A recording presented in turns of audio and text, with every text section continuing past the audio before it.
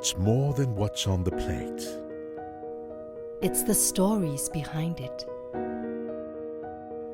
The hands that craft each dish.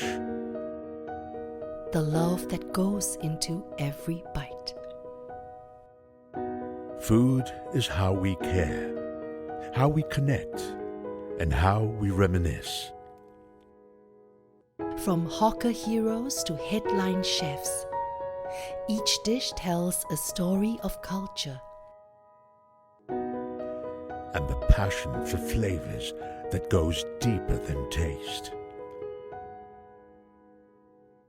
Into the very soul of what it means to love through food. Journey with us through heritage, contemporary flavors, and innovative creations. The Singapore Food Festival 2025.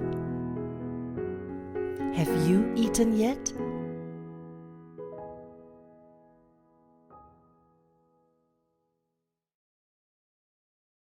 Our river is a starting point of Singapore.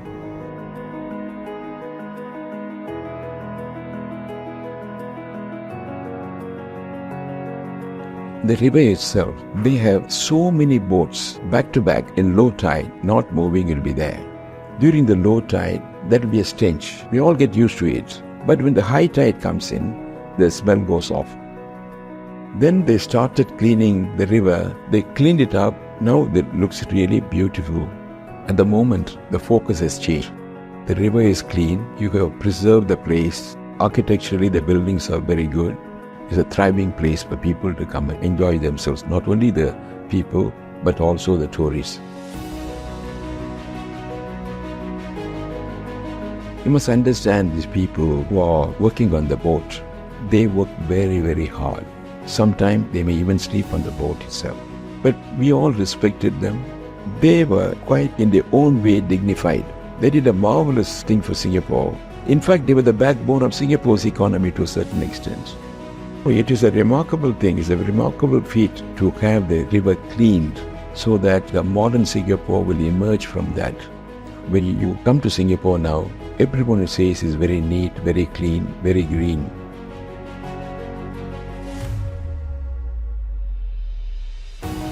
I have been associated with this place from the mid-50s until the 1990s.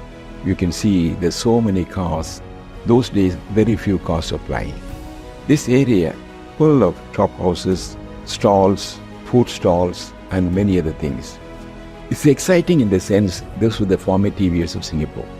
From the United Bank Plaza to the Fullerton building, they were all shop houses. And the ground level was very small businesses or go-downs. And the upper level, people lived. There have been many office workers working in the banks, insurance companies. There were quite a number of Indian restaurants along Market Street during lunchtime. They will just come across Boat Quay area to have food.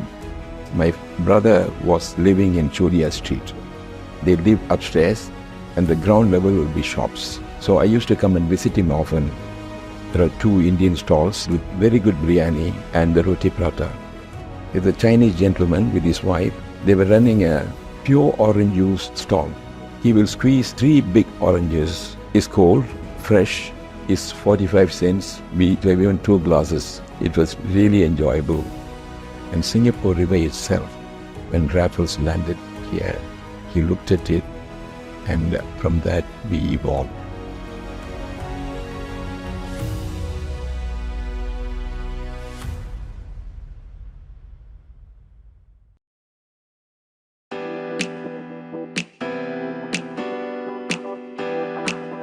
Singapore's Civic District Guide Sparky is here to help you find your way around. With some of Singapore's most notable historic buildings and spaces located here, the Civic District has become a place of arts, culture, and lifestyle. Join Sparky on a guided tour of museums, events, and exhibits, and go on an interactive journey through the arts.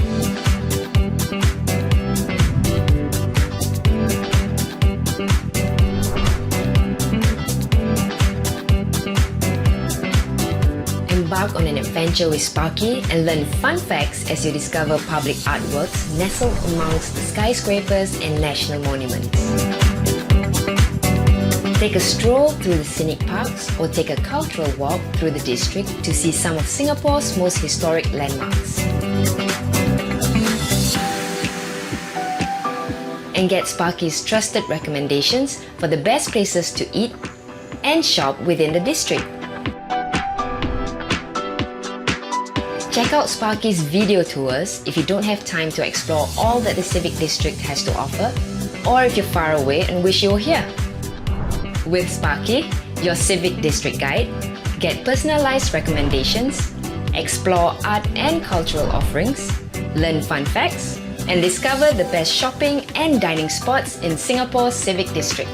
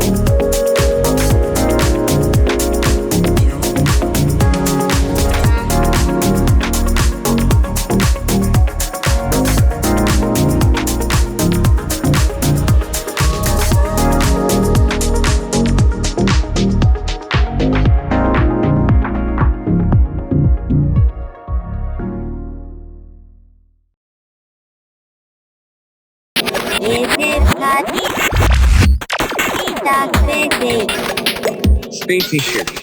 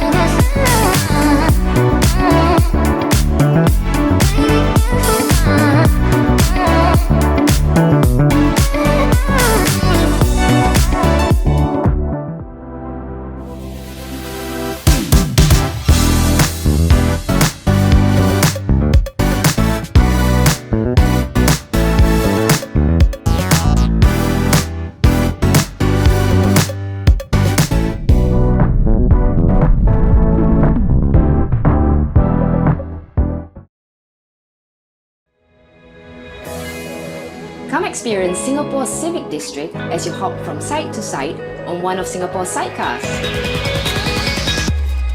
Take a ride in a hand-restored vintage Vespa sidecar and experience Singapore's sights, sounds and flavours up close. With the ever-personable drivers and guides, learn fun facts about this historic civic district and how it has been transformed into a vibrant arts and cultural hub in the centre of the city today.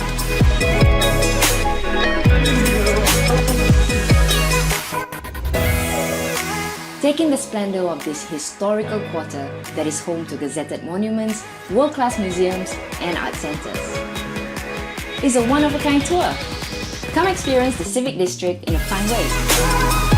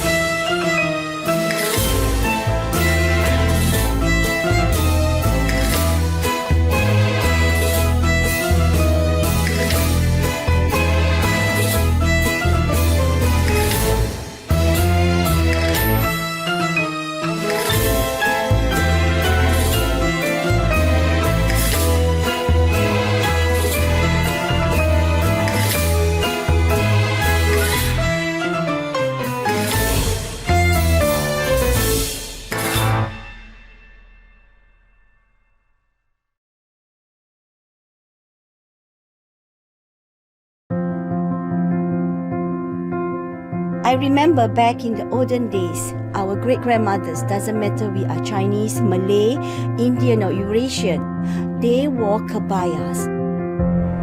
It was something that united and gave us a shared identity, and I wanted to bring that back.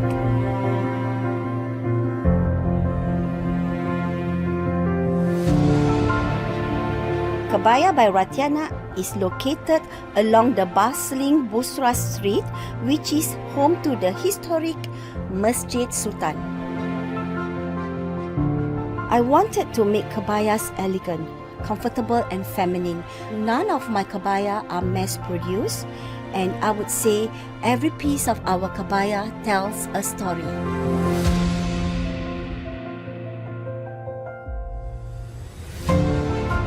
There's a lot of history in Kampong Glam. There used to be a lot of tailors and fabric shops in this area. It makes me really happy to share my love and knowledge of kebaya with my customers and still preserve a little slice of our history.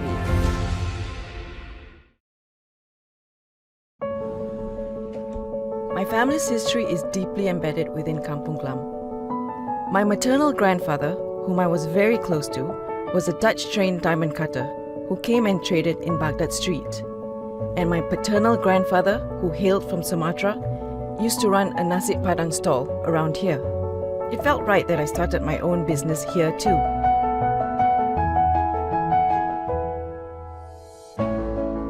All Things Delicious is a halal-certified bakery cafe located in a conservation shophouse at the heart of Kampong Glam. We are known not just for our iconic baked goods, but also for our chef-prepared comfort foods. Our menu is inspired by the melting pot of the community in Kampong Glam. We believe everyone can have their cake and all things delicious too. Today, Old and new businesses coexist within Kampong Glam, and I love it. It's like we have our own ecosystem. I hope to continue to create memories for the new generations to come. Oh, Boat Quay is very, very special. So many fond memories of my childhood here. Every time I come back here, it's very nostalgic.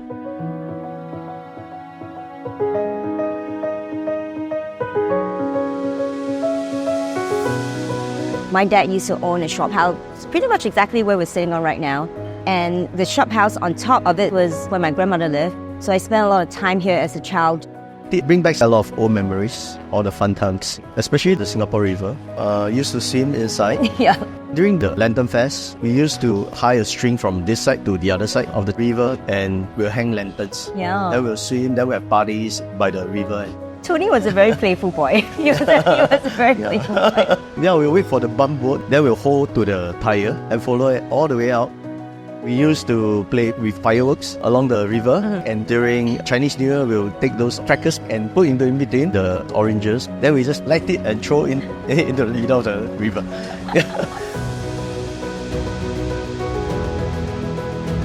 The street is bustling. In the old days, there's a lot of coolie workers carrying their goods across onto the boat and back to the shore on a tiny wooden plank. I also remember as well the smell. My dad's shop house got this very distinctive smell. He used to trade in tilau, which is animal feed. Every time I come here, I remember that smell. My mom will feed us dinner, but we gotta come down, then she can feed us. So we'll walk around the river. She'll bring one bowl with a spoon, feed us along the river. Then at night time, you'll see a lot of uncles and aunties. They'll sit down there and chit-chat and drink tea, some drink alcohol. Mom would take us quite often to the temple across the river. For me as a little girl, I was always a little bit scared because it's very dark. My mom would go and do offerings and sometimes seek advice from the mediums.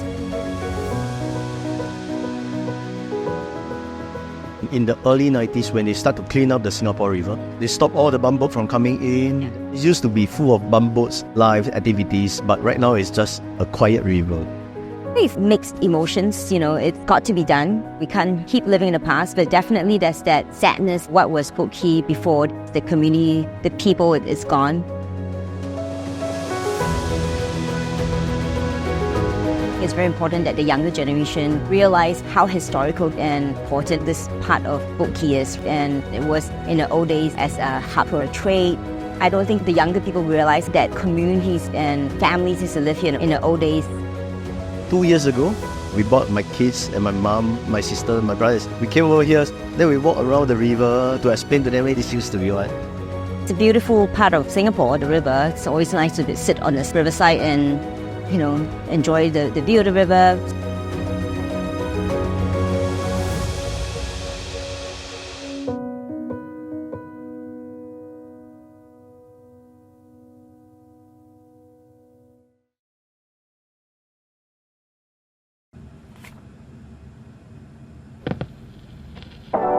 My interest in vinyl records started when I was a child, when I would listen to vinyl records owned by my parents and my uncle. Mostar Records owns a record store, an independent record label, and a vinyl record pressing label. We are the authorized dealer and the distribution hub in Asia for Third Man Records, which is owned by Jack White from the White Stripes. For the store, I wanted it to be an intimate and welcoming place for people to explore and experience music on vinyl. In 2017, we took the plunge and started our own label to discover and represent local and overseas musicians. We had been releasing our own vinyl records for the past 2 years. Mostar Records is an extension of myself, where I share my passion and experience in this industry. It's a place where musicians can come and perform, where vinyl collectors can indulge in their hobby, and where music enthusiasts can discover new genres of music.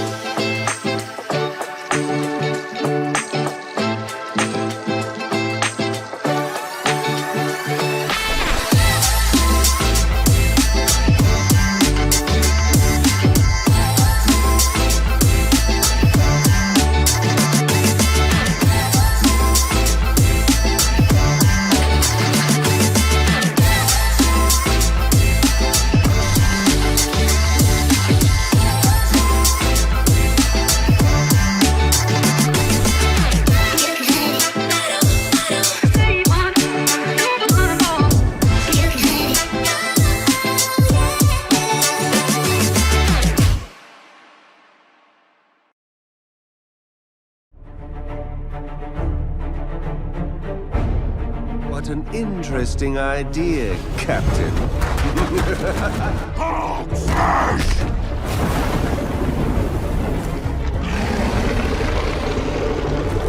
Eat plasma, you one-eyed uglies!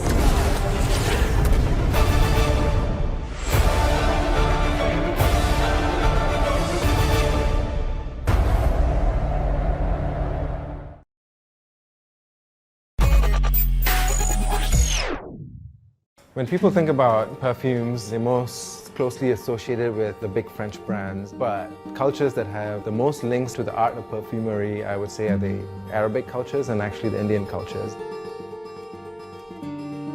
I'm actually in this trade because of my grandfather. He started a perfume shop here in the 1930s. A lot of what you see over here, we used to just keep it in the back room. You know, it's a messy process, but now people want to see the process more and more. Like an open kitchen, people want to see what happens. By doing it this way, you actually become a part of the process, and you get to choose your ingredients. It's not just a finished product that you're buying, but you've inserted yourself into the process as well. Something fresh and clean, like, clean cotton, bed linen. Like clean skin. Yes, Yeah. clean skin. I think it needs a bit more pepper.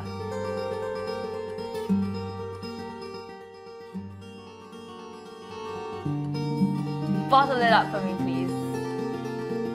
I hope that people start to see perfumes as an experience rather than just as a finished product that you pick up off a shelf.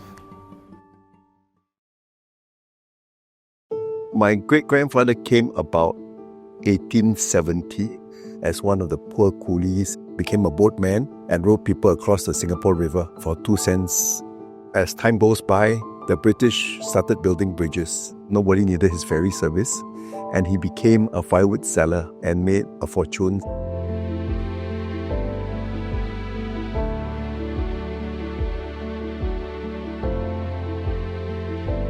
My name is Eileen Lu. My birth address on my birth cert is number 25, Jakim Street, which I believe is just 100 meters away from where we are sitting now. Both my paternal and maternal families, they are all staying in the street. So we're kind of like people from this little kampong we have here. During high tide, we have little fish. So I used to catch little fish. In my memory, Singapore River was a lot of life because my uncle, he was working there. Sometimes he'll bring home some goods from the ship, like Magnolia packet milk. They were like a luxurious treat those days. Every year, somewhere near Chinese New Year, the ground floor of the house would be flooded. But it was fun because we just take it as a swimming pool. I like to come by the river, watch the workmen bring their goods on and off the boats. One of the household sold my favorite Hokkien snack. It's called Wah Kueh. And my grandmother would actually come here and she'll bring it home for me to eat because this was my favorite.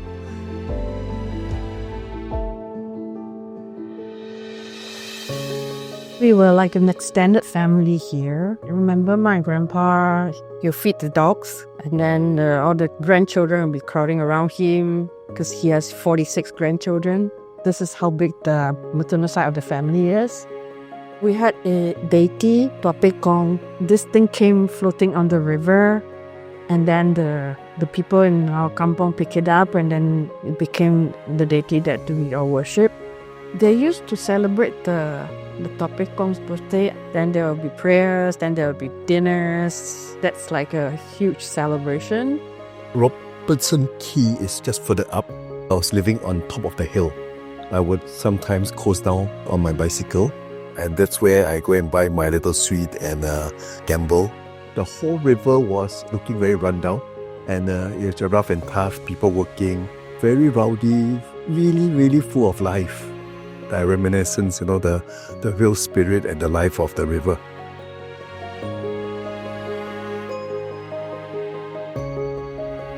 It's transformed, it's clean and efficient.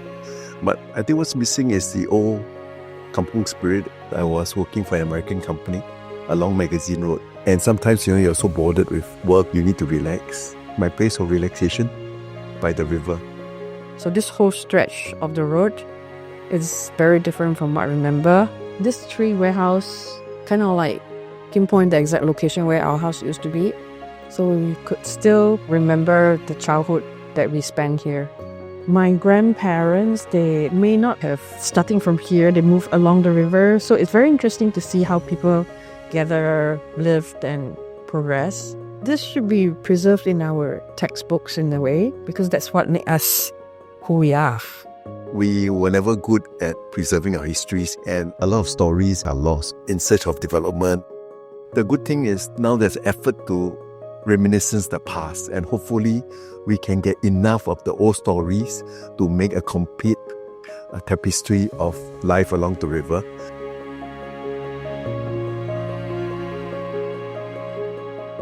The river, where my life begins, basically. Family, extended family, our culture and heritage, which I'm pretty proud of. This is where my family started life. My great-grandfather came, and this is where he eked out a living and provided for us. And because of his hard work and his tenacity to survive, we are now settled in Singapore. Without his hard work and his struggle, there wouldn't be me here telling a story of our past. It wasn't called a river of life for nothing. Things come in, goods unloaded at the bustling river. Stories start from there. Stories of it, lives around it, how we've come this long way to become where we are today.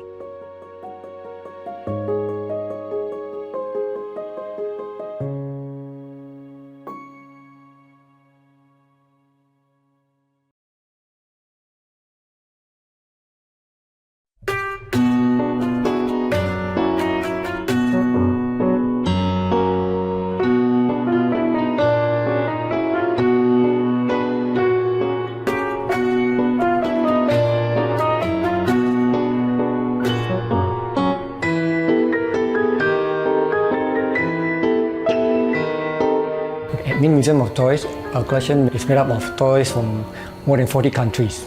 The countries like Bulgaria even make Singapore toys.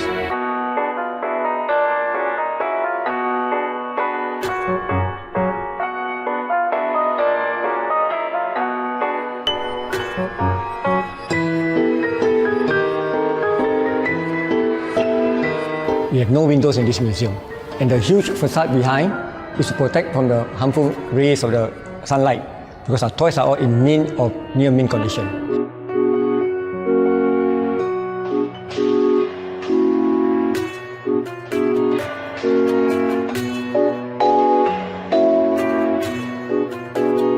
We showcase about more than 8,000 pieces of toys over here. This is less than 10% of the owner's collection. Remaining 90% we store in warehouses.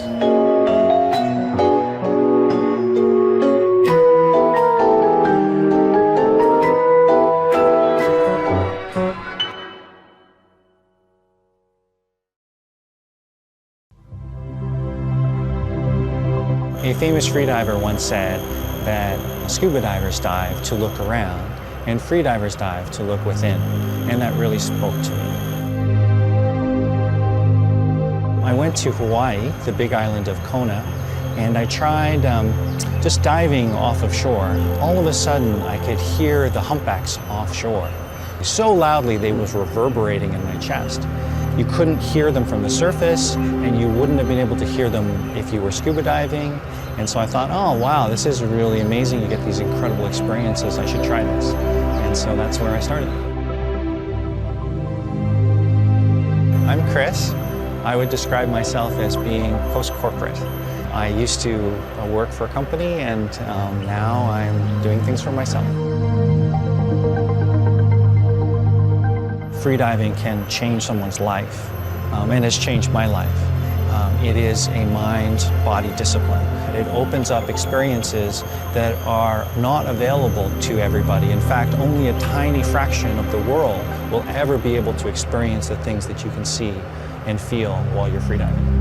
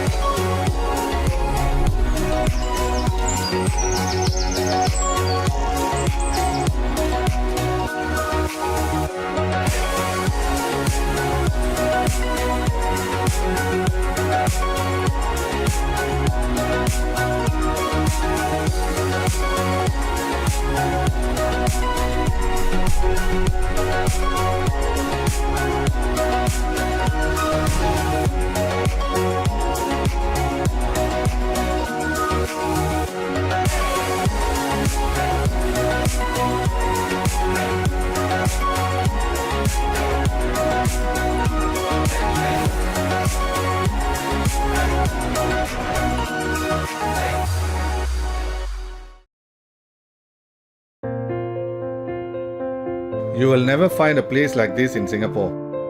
Even though this place is constantly changing, the Kampong spirit lives on.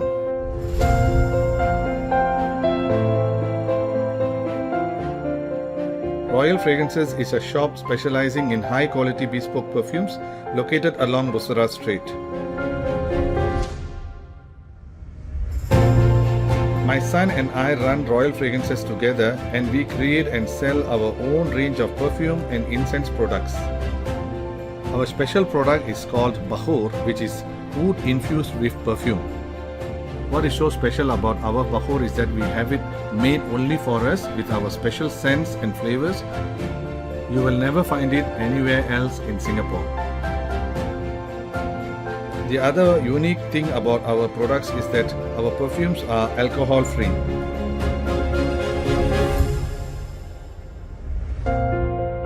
Like Royal Fragrances, many of the businesses around here have been here for a very long time. I have spent my entire life living and working in this district. Nowhere else will you find a place where the community spirit is so strong.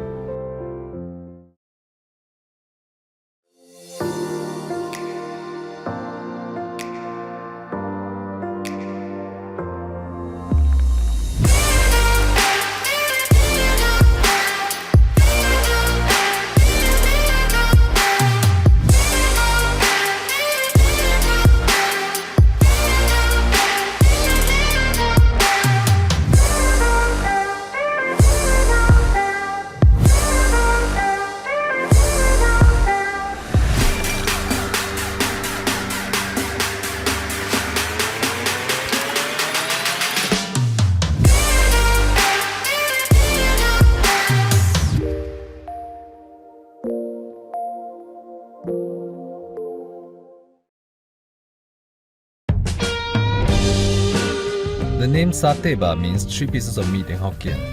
It is also a play on the Malay word satay.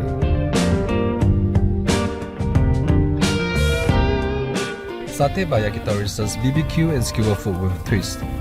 Our restaurant is along Bali Lane, a popular snack spot in Kampong Glam. This place comes alive at night and has such a vibe. I was trained as an architect but found my passion in F&B instead. Without any prior experience in F&B, I spent 2 years under various BBQ and yakitori chefs to learn the trade from scratch. Although the hours are long and the job is physically demanding, I enjoy meeting people from all walks of life, and some have also become close friends of mine. This is a place for families, friends, colleagues to get together, enjoy a hearty meal, have a drink and distress after a long day.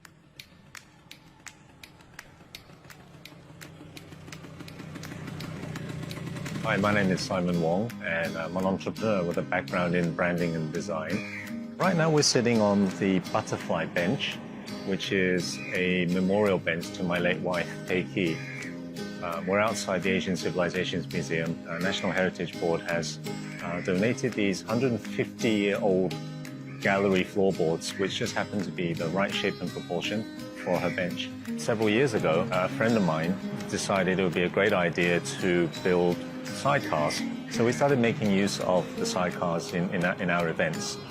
So we used them to raise funds for various charities.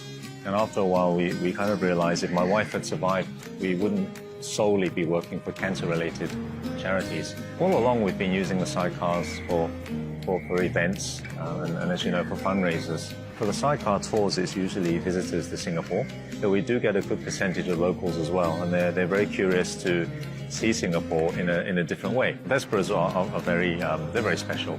You know, they draw out a reaction from people that motorbikes you don't usually get it from a motorbike. You look at a Vespa, it's cute, and then with a sidecar, it's really, really cute. So the first reaction of anyone is the smile, you know, and then the phone comes out and they just want to take a photo of it.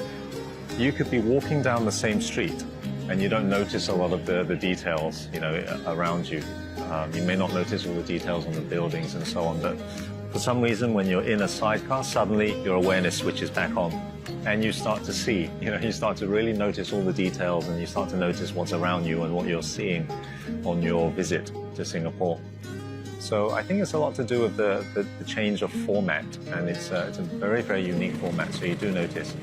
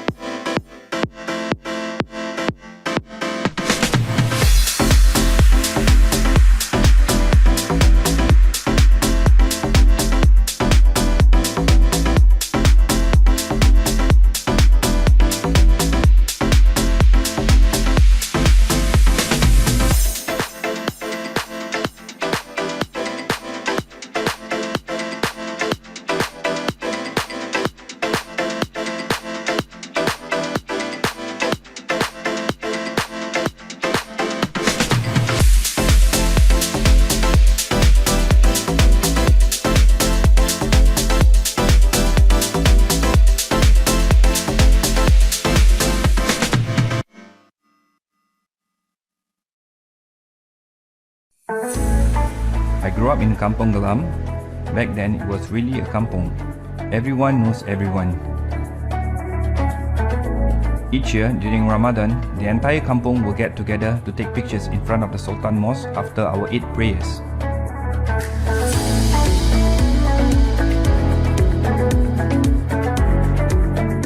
Rumah Makan Minang serve Minang food, the cuisine of Minangkabau people from West Sumatra, Indonesia, where my grandmother originated from. We specialize in nasi padang, and our most famous dishes is the beef rendang and our signature green balado, which is served in Shangri-La Hotel, Singapore. In the 1950s, my grandmother set up a nasi padang stall at Kandahar Street. The stall was built with wooden planks. Now, almost 80 years later, our current restaurant, Rumah Makan Minang, sits in a shop house, directly opposite the site where my grandmother's stall used to be. Rumah Makan Minang is still a family-run business today. This place has been my home and my kampung for the last 40 years. There is no other place in Singapore like Kampong Glam, and it will be our legacy for the next generation.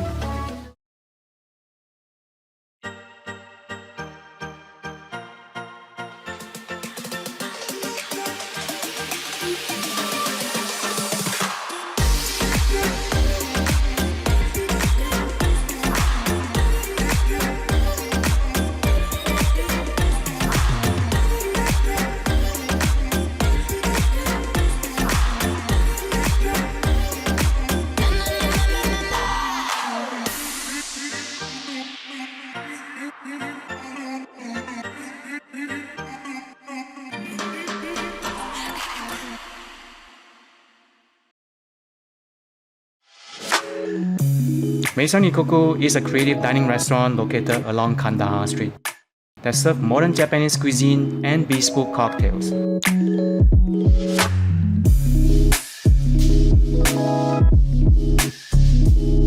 To me, food is all about balancing flavor. We're known for our omakase, creative maki, and handcraft sushi and sashimi. My favorite dish is our taco ibi with house-made crispy tacos filled with ama ibi tempura, nori, and kimchi. At our second-level restaurant, we're well known for bespoke cocktails. We custom design cocktails for each customer based on their palates. You can also see the wall of NFT where people can buy both canvas and digital art. And over our rooftop, you'll find the best spot in Singapore with a view of historic Kampong Glam neighborhood.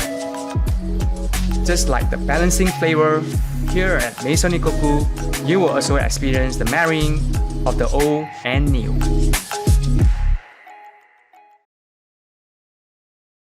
Singapore is an exciting hot pot of Chinese, Malay, and Indian cultures. And the best way to experience this diversity is fabulous. Oh wow. Boom. Beautiful. Insane food. Let's go eat.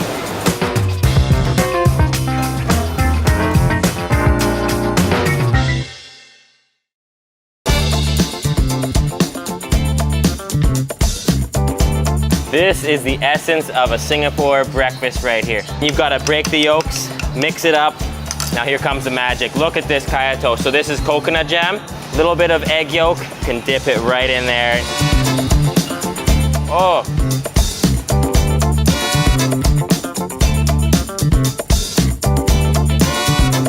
Wow, look at all this stuff in there. Just gonna dip this chicken murtabak into this spicy curry. Wow. Each bite is packed with flavor. It's crispy, it's fluffy, it's just beyond delicious. This is an Indian dish with a Singapore twist.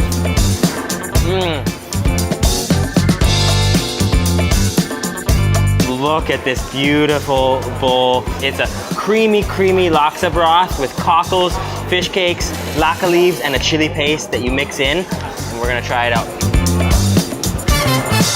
Oh wow, that's a flavor sensation. It's spicy, sweet, a little sour.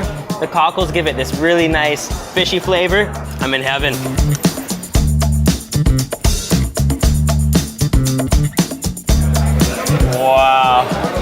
This is a mix of cultures originating from India, and fish head is what local Chinese people like to eat.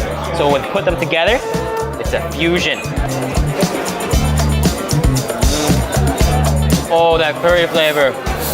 It's just a little spicy with a nice tang from that tamarind. Tastes like a clear tomato flavor. Oh, and that's curry heaven.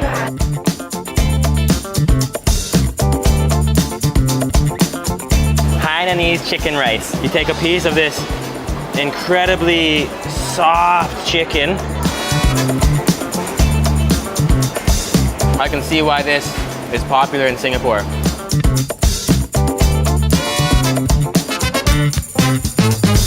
Chili crab, wow.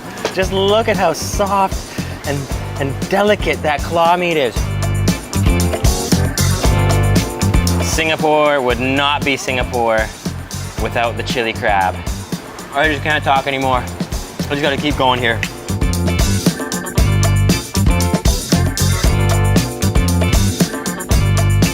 Look at all this durian here. That is a must-try, polarizing fruit in Singapore. You either love it or hate it. And for me, it's true love. It has a custardy, really sweet-like essence to it. Oh yeah, all sweet.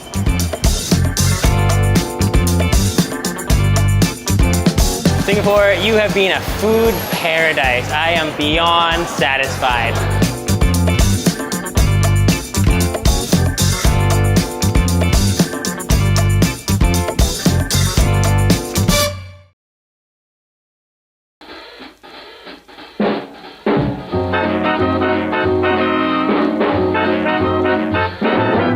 It all started from the day when my father passed me his old cameras, He got interest towards photography. So he said, okay, you want to continue photography, you want to take something, you can have it as my present. And that's the day I started. One of my cousin, he was an artist. The day once camera come in, all the painter who do realistic picture, the portrait picture, everybody lost their job. So based on his profession, cameras are their enemies. Then I said, okay, why don't we do something new? We accumulate all your enemies, put it at one place, and we do it in a unique way what others have not done it. Then he said, it's on, let's try, and that's how all it started.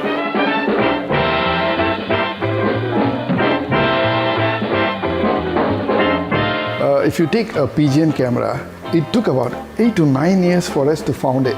It is designed in such a way that a pigeon can carry. I love all my collection. One is world's first button camera. About 100 years back, they can create such a unique thing. There is a button you can put in your coat and they can control it here. The button can open and take a picture for you. See how clever those days the spies were. If you talk about a unique piece, yeah, we do have a machine gun used by Japanese military in the World War II. They use this gun to train the Air Force people. If you see, there is a lens. If you click, you don't get bullets. It will shoot you.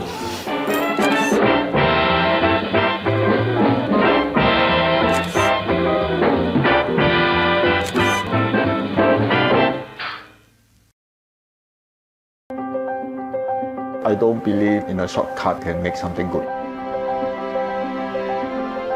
Precious is one of my personal brands, and now I start to let it run by all my apprentices. My goal is to bring back the original, how to make a good suit, how real tailors must be. We use the best quality fabric, and also we are using the best interlining fabric. It takes about 8 weeks to finish a bespoke suit. After taking measurement, we will start to do the pattern drafting.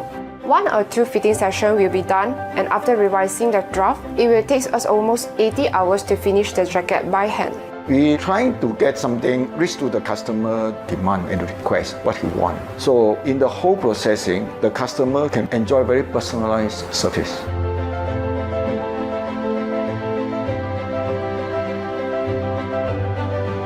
Many of the tailors have already get out from the traditional. They find an easier way, faster way to process a suit. Don't care about what is the quality will turn out. Nowadays, not many people are willing to carry on the craft. It requires a lot of time and effort. I found that tailoring is what interested me the most. In fact, I love the traditional craftsmanship, so I don't wish the craft to die. We don't believe shortcut can get a good suit. So every steps you have followed exactly. So that's my idea to start the precious.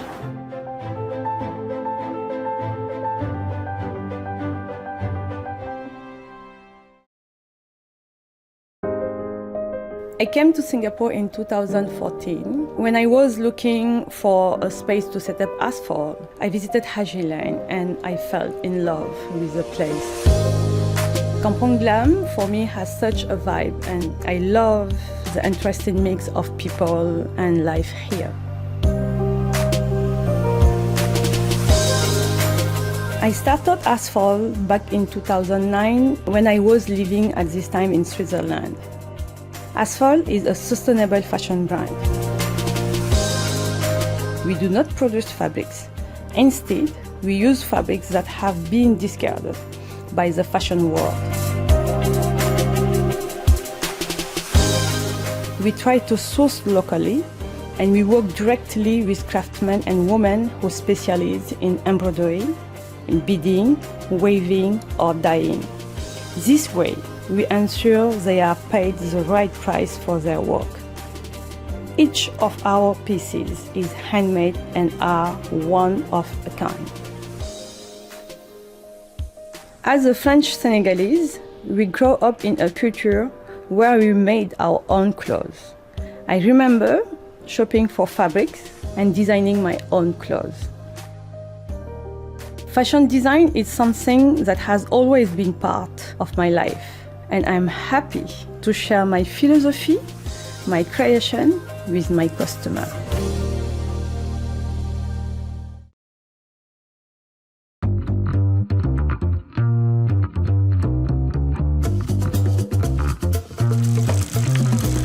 Man, that looks Instagrammable.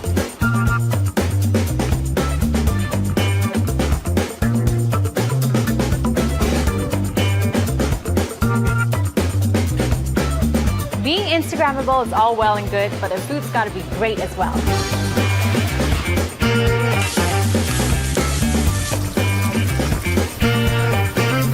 Here we have the cauliflower furikake, which smells super enticing. I can't wait to dig in.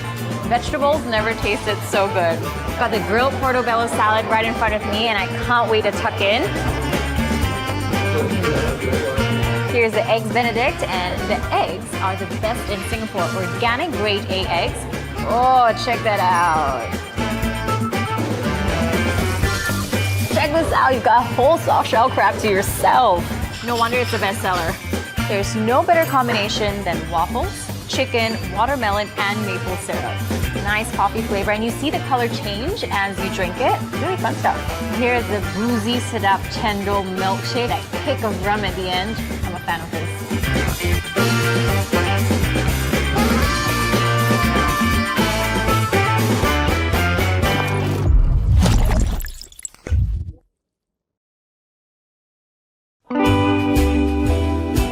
Sinhin Chuan Ki is one of the oldest haberdashery stores in Singapore selling garments and fashion accessories.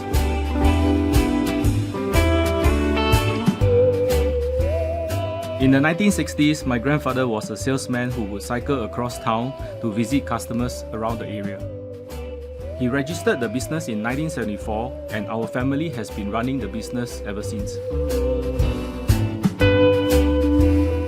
We have thousands of products and we have been told that a visit to the store feels like a kid going into the candy shop.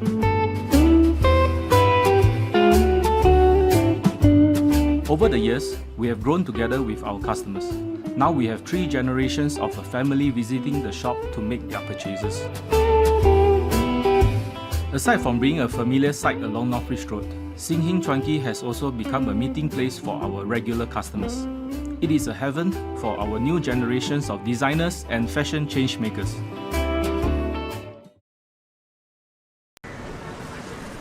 Not much longer now, Raph. We just Please, need to grab a dress, no shoes, more sunglasses, shopping. and a jacket.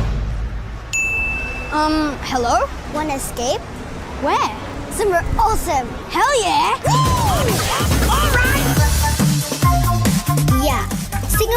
trampoline parks, but bounce is so much more than that.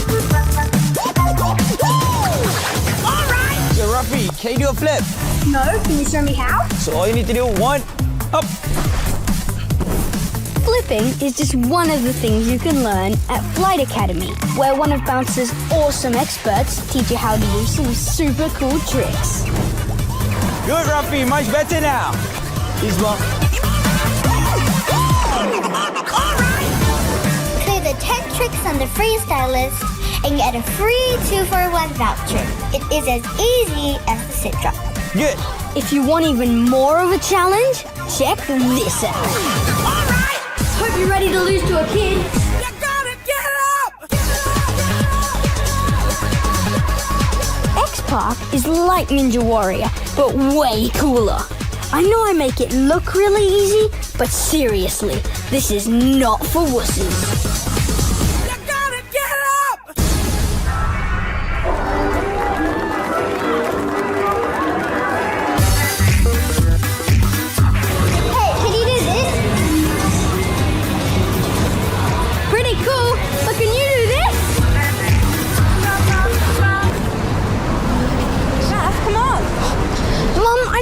To do some shopping, but can we take a break for just an hour?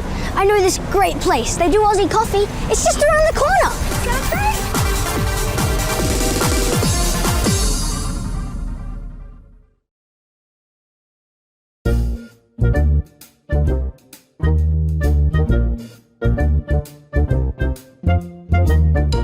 Welcome to my home, and these are my family. Our days are really relaxing. Most of the time, we like to bask in the sun, have some munchies, and once a while, we have visitors. I like to think we are great hosts, though most of the time, we much prefer to sit at great heights and judge them. And once a while, we allow them to pet us, but just for a while. We still need to show them who's the real boss here. If you want, you can come visit too. But first, let me check my very, very busy schedule. See ya!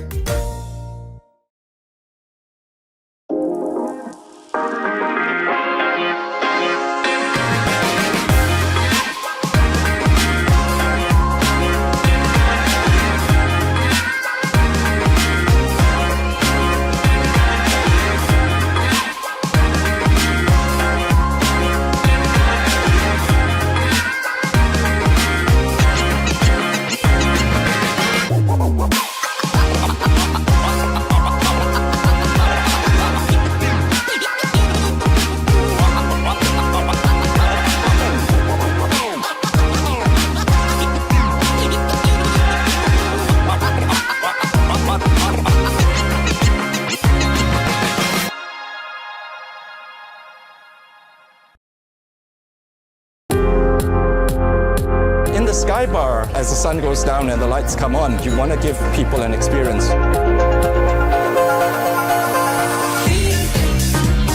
There was one that actually made someone cry once. That was the first time I've ever experienced that here. I would drop music from Africa and I play stuff from Latin America. I play a bit of hip hop and I'll move in and out to kind of fit the space.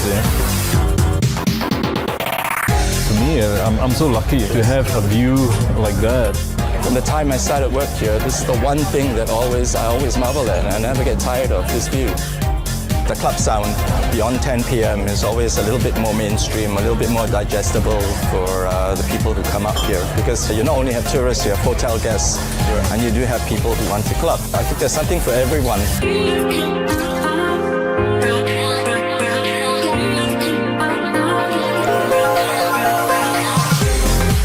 I had a lot of good comments from the crowd. Everyone's like, oh, it's really cool to hear music from my country, and like C'est La Vie being quite an international destination.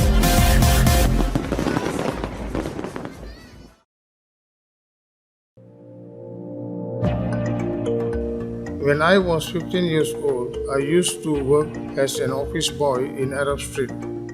I remember in the 1970s, This whole area used to be street hawkers. Today, I own 2 restaurants in Kampong Glam.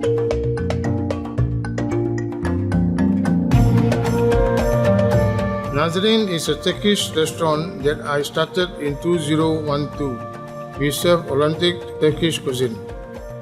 Some of our popular dishes include lamb mandi rice, our Nazarene mandi platter and kebab.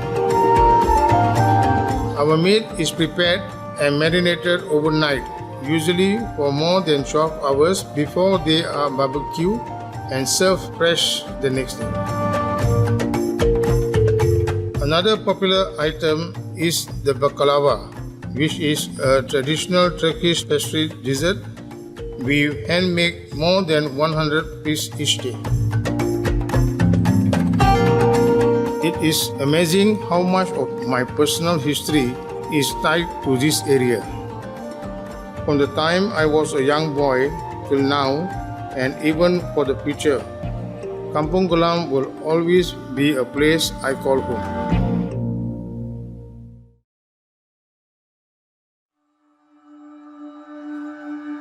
But it's one of those things where you never actually make the decision to start it. And that was probably the most important part of this whole process, was actually just committing to the fact that I was going to spend years. I didn't know it was going to be 3 years, but I knew it was going to be a long time. And I went through periods of confidence and near depression on this shoot.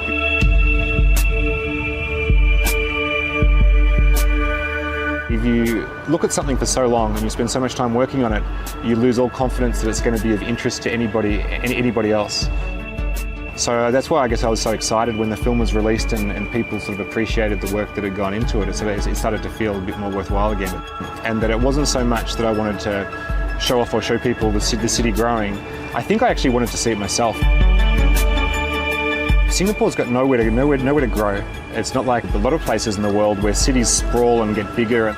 In Singapore, things tend to get taken down before they get built up.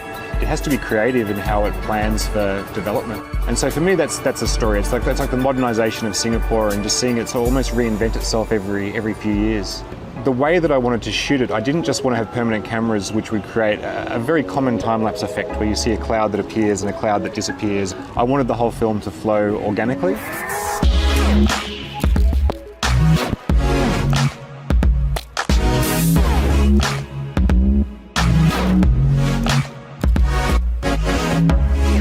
So I had to do a lot of planning and started with about 30 core shots. By the end of the film, it grew to about 70 locations around the city.